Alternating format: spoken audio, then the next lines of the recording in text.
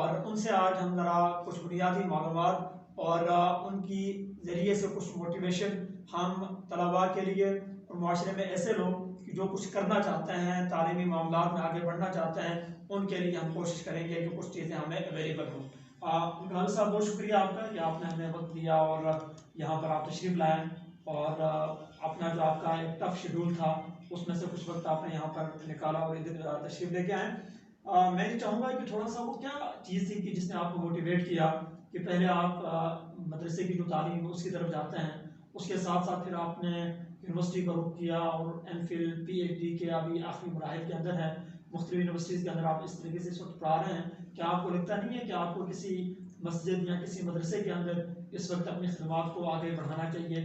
ये कैसे हुआ, ये इतनी तब्दीली कहाँ से कैसे मुमकिन हुई? सबसे पहले तो मैं शाह साहब आपका शुक्रिया अदा करता हूँ कि आपने मुझे मौका दिया और आपने मुझे आज एक बेहतरीन गुफ्तगू के लिए आपने मेरा इंतखाब किया। इस पर मैं आपका शुक्रिया भी अदा करूँगा। और दूसरा ये है कि बुनियादी तौर पर जैसे कि आपने बात की है कि जो मेरा जो ताल्लुक़ है वो एक ऐसी हमारी जो रियासत है उसकी एक ऐसी बेआईन सरज़मीन से है जहाँ पर मौजूदा दौर के अंदर इस वक्त भी तकरीबन जो है ना 4 से 5 फुट बर्फ़ मौजूद है। और वहाँ के जो लोग हैं, वहाँ के जो नौजवान हैं, वो इस वक्त भी बुनियादी जो सहूलियात हैं वो उनको मुयसर नहीं है। इन बुनियादी सहूलियात से आप ये समझ लें, उनको टेलीफोन की सहूलत मौजूद नहीं है, उनको रास्ते की सहूलत मौजूद नहीं है, उनको हेल्थ की सहूलत मौजूद नहीं है। और सबसे बड़ी बात, चूँकि आप तालीम की बात कर रहे हैं, तालीम सबके लिए, तो वहाँ इस वक्त जो हमारे नौजवान हैं जो मैट्रिक तक तो इस वक्त छुट्टियाँ हैं, लेकिन उसके बाद जो बच्चे पढ़ना चाहते हैं उन बच्चों के लिए कोई फैसिलिटीज़ वहाँ मौजूद नहीं है। मैं उस जगह से ताल्लुक़ रखता हूँ, वादी नीलम के आखिरी इलाका गुरेज और वहाँ करीमाबाद, तो वहाँ से मेरा ताल्लुक़ है। और जो आपने ये बात की, जो मोटिवेशन की बात की, या आपने ये बात की कि क्या आपने दरस निज़ामी के बाद आपको मस्जिद का खतीब और इमाम होना चाहिए, बहुत अच्छी बात है, ये बहुत बाबरकत बात है, हमें होना चाहिए और ये तो बड़ी अच्छी जिम्मेदारी है।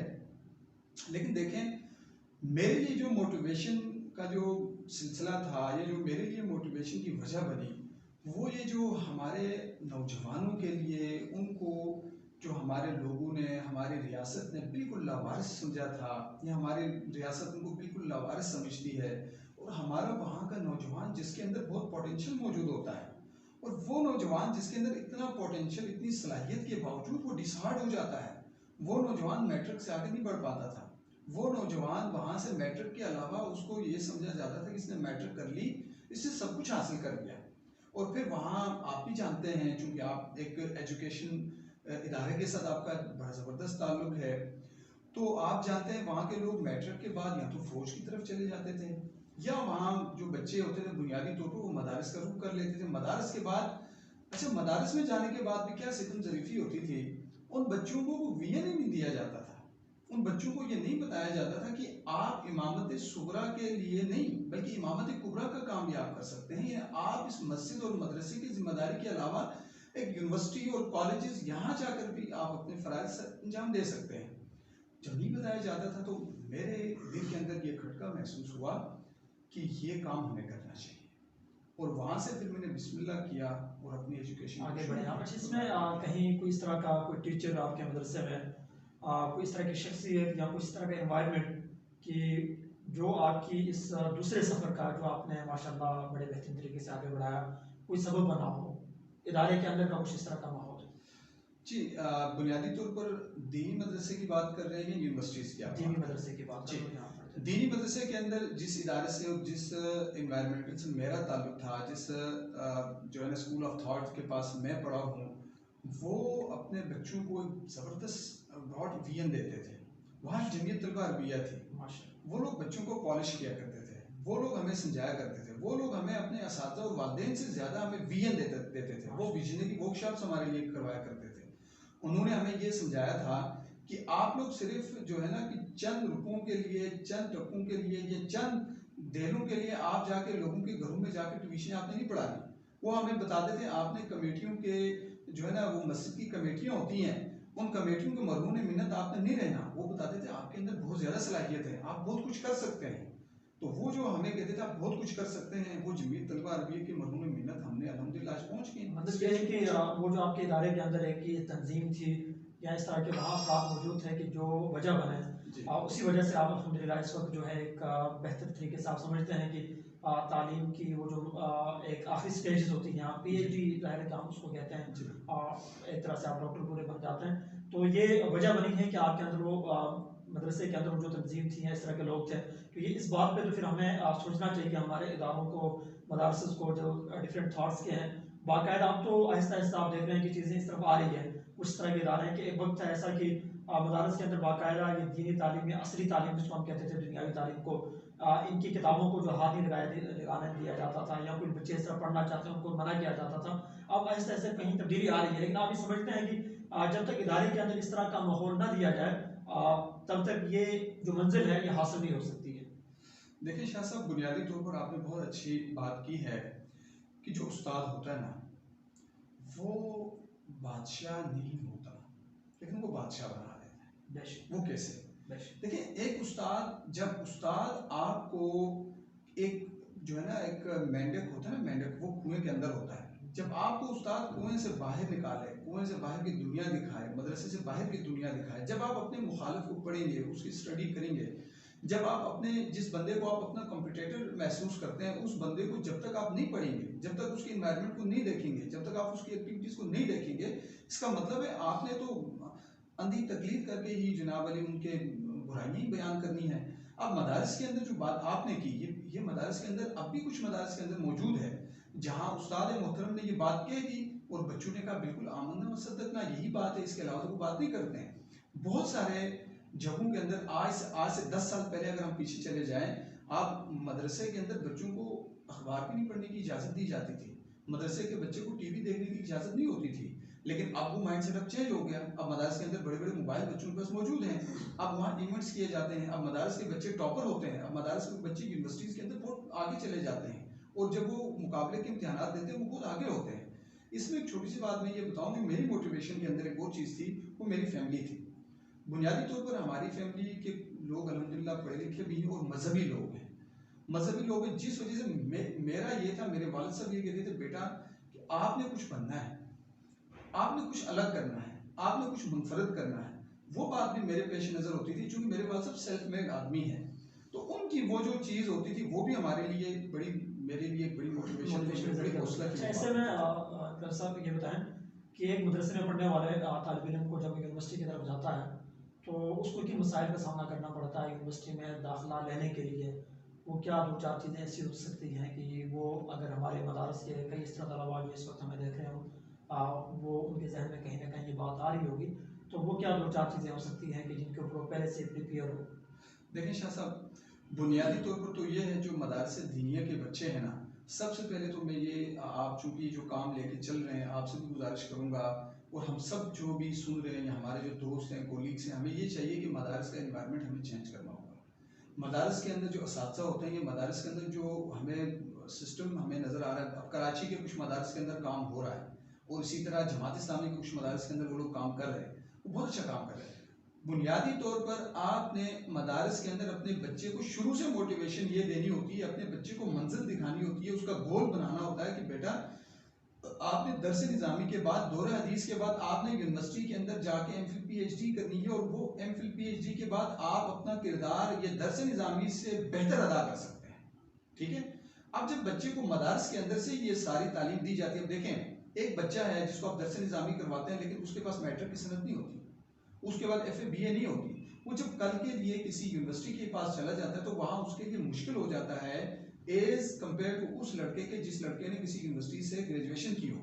जब किसी यूनिवर्सिटी से उसने ग्रेजुएशन की हो, दरस निज़ामी भी किया हो, उसको जब गेट का टेस्ट वो पास कर लेता है तो उसको इस बच्चे की बनिस्बत जल्दी दाखिला मिल जाता है। एक दूसरी बात ये है, जब मदरसे का बच्चा है, दरस निज़ामी करने के बाद उसको इक्विवेलेंसी मिलती है, इक्विवेलेंस सर्टिफिकेट देता है HEC।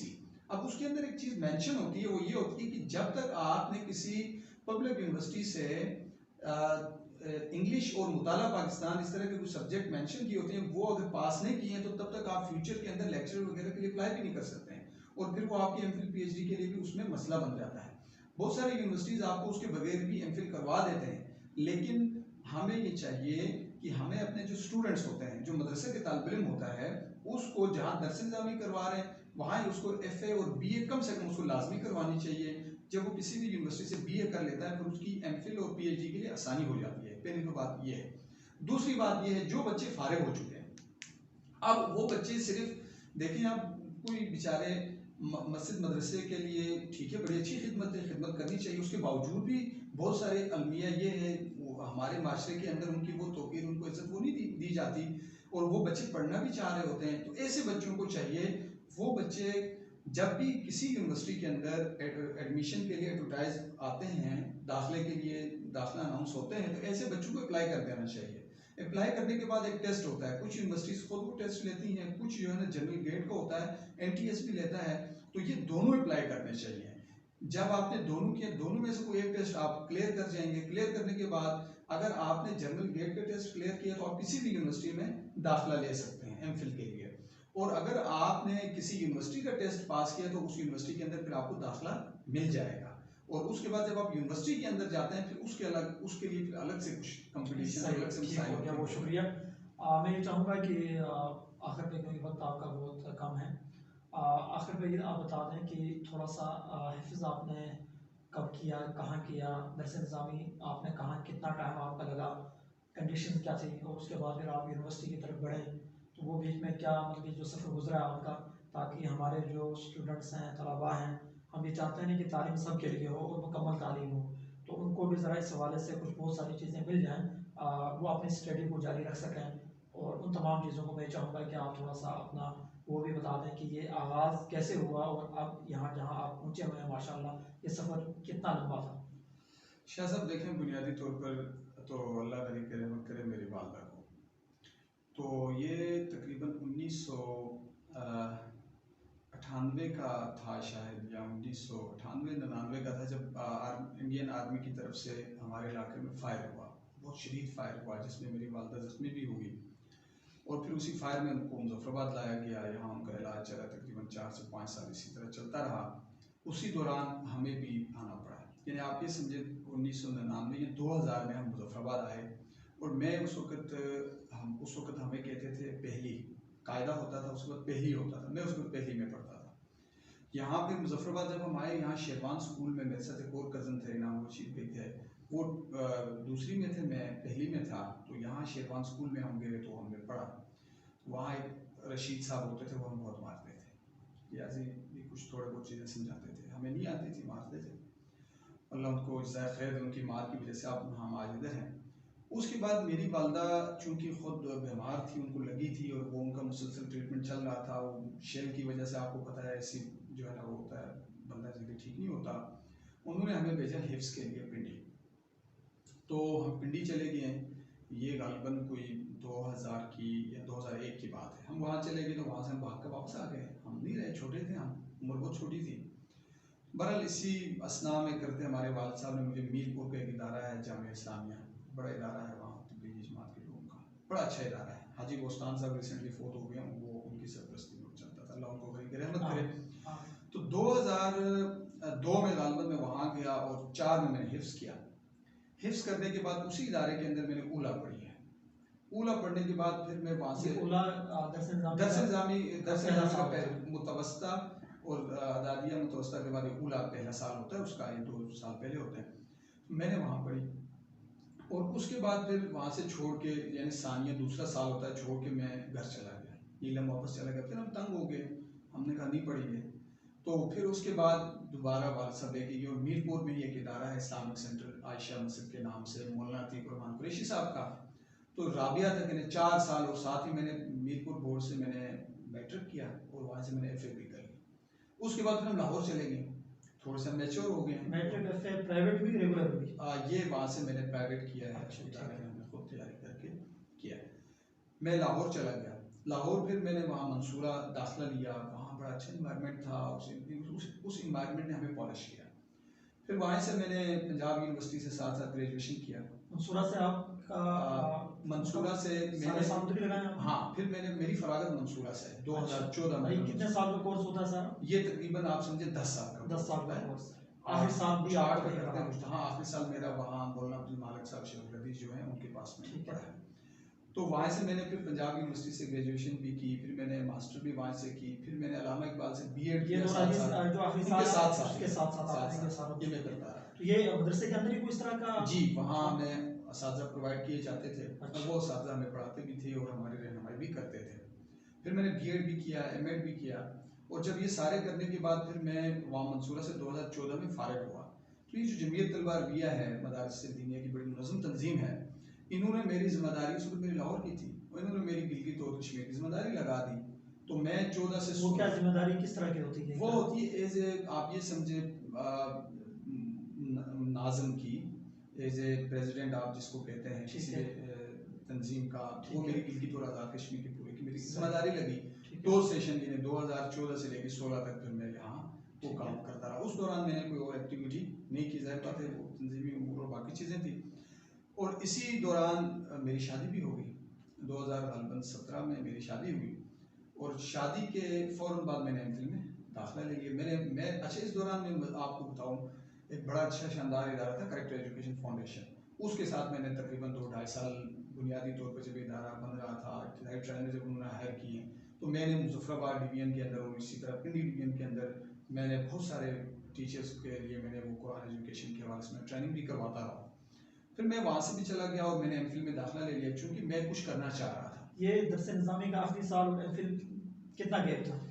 दरस निज़ामी देखना मैंने 2014 में की है और एमफिल में मैंने जब एडमिशन लिया 2019 में लिया, क्योंकि दरमियान में फिर मैं जिम्मेदारी भी रही, फिर मैं करेक्टर एजुकेशन फाउंडेशन के साथ भी चला गया, प्रोफेशनल लाइफ मैंने शुरू कर दी। लेकिन फिर मैंने कहा नहीं, कुछ करना है, आगे जाना है। कुछ करना पहले से ही माइंड में था या हालात वाक़यात के साथ साथ चीज़ें नहीं हो गई? ये तो देखें, पहले से तो मेरी माइंड में ऐसा कुछ भी नहीं था।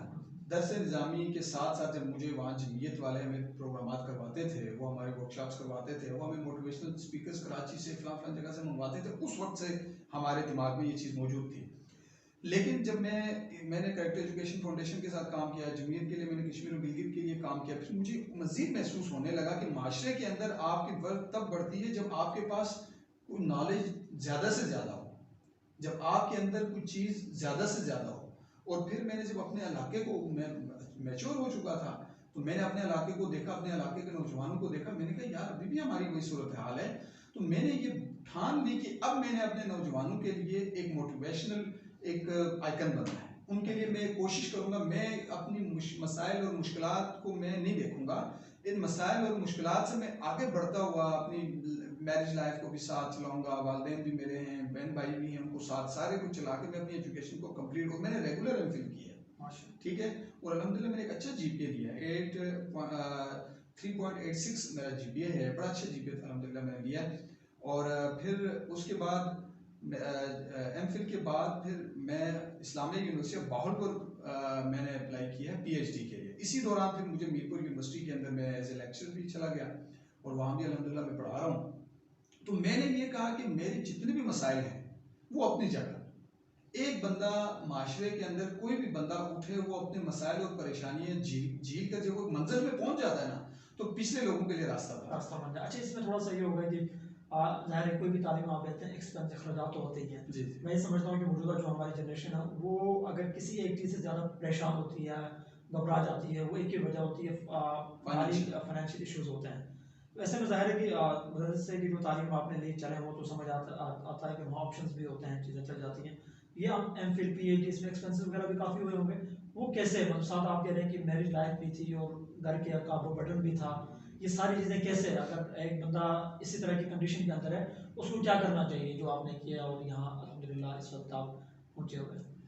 अच्छा शाह साहब, थोड़ा सा तफसील से मैं आपको बात बताऊँ, चूँकि आज हम आपस में डिस्कशन करते हैं, मुमकिन है किसी के लिए ये तालीम सब के लिए, हाँ, ये मुमकिन है किसी के लिए कोई हमारी बात से कोई रास्ता निकल आए।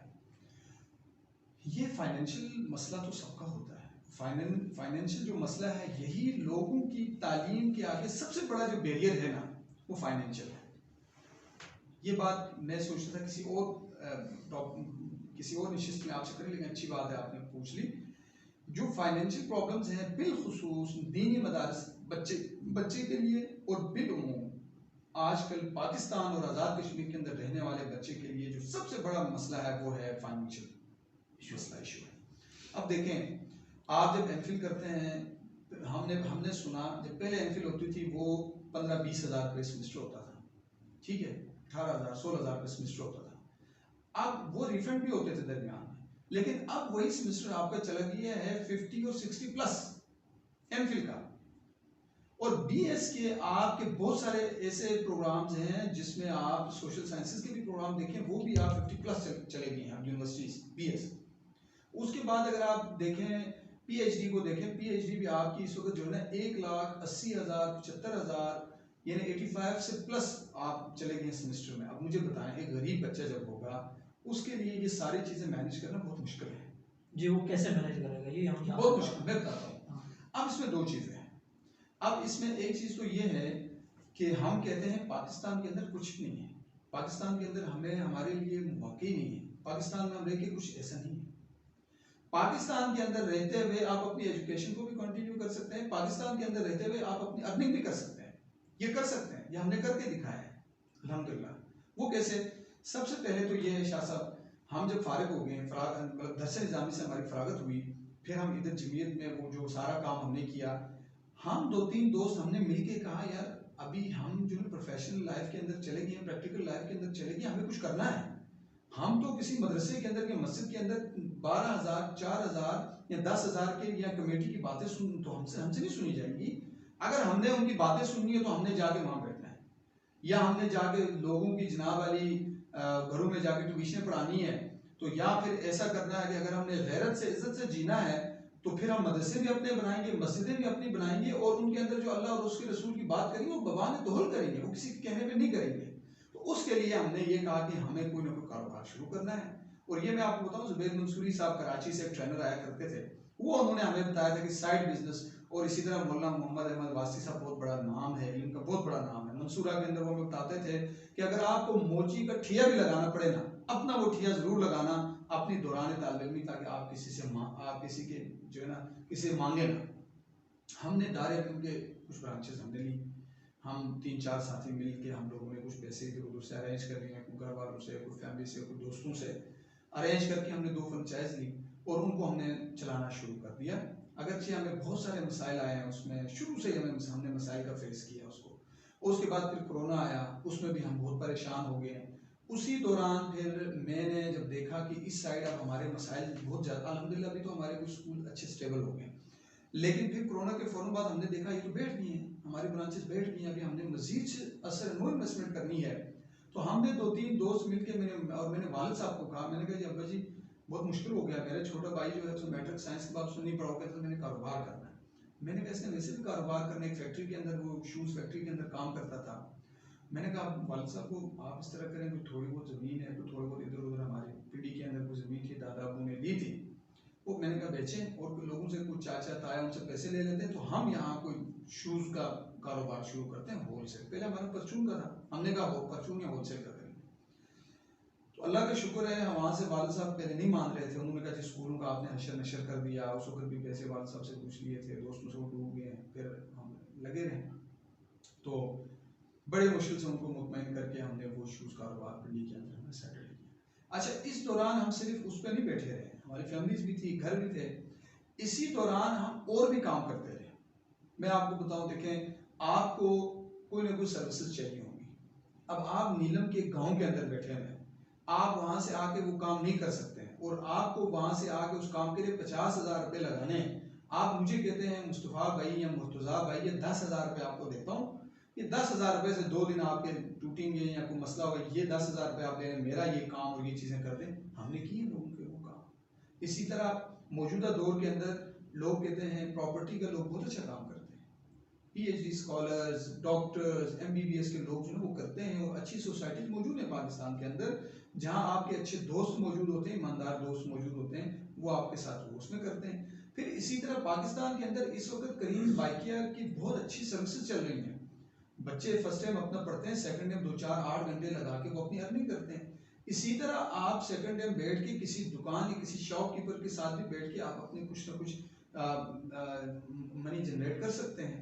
और इसी तरह आप उसके बाद अपनी लोगों को होम ट्यूशन के तौर पर भी या अकेडमीज के अंदर जाकर कहीं भी जाकर अपनी सर्विसेज देकर आप अपनी फाइनेंशियल चीज़ों को मैनेज कर सकते हैं। लेकिन ये तब जाकर आप कर सकते हैं जब आपका कोई विजन हो। बिल्कुल, जब आपका विजन क्लियर हो कि आपने कुछ करना है, तब जाकर आप उसके लिए सारी आसाइशें भूल जाएंगे, आराम भूल जाएंगे, परेशानियां भूल जाएंगे। एक तो ये बात है।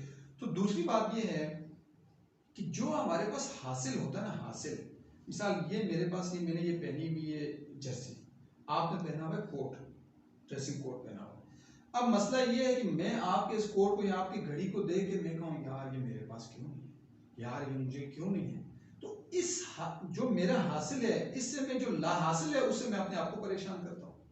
अब हमें ये चाहिए कि जो अल्लाह ने हमें दिया है और जितने के अंदर हमारा हम सर्वाइव कर सकते हैं, हमें किसी की रॉयल लाइफ को, लग्जरी लाइफ को या स्टूडेंट की लग्जरी लाइफ को, ये पूरा एक अलग से एक पूरा टॉपिक है कि यूनिवर्सिटीज के अंदर बच्चे डिप्रेशन के शिकार क्यों होते हैं। बिल्कुल ठीक है, तो हमें उनको नहीं देखना चाहिए, बल्कि हमने अपने गरीबी, अपने मसाइल को देखते हुए हर काम करना चाहिए। उस काम को करते हुए जितने भी मसाइल हमें आए, लेकिन क्यों, हमारी मंजिल सामने हो, हमारा विजन सामने हो, तो हम उसको मैनेज कर सकते हैं। बेहतरीन, बहुत शुक्रिया आपका, बड़ा वक्त आपने दिया माशाल्लाह। इसमें नाज़रीन हम यही कहेंगे कि अपने मन में डूब कर पा जा सुराग ज़िंदगी, और इस वाले से आज की बड़ी अहम स्टोरी हम लेके आपके सामने आए।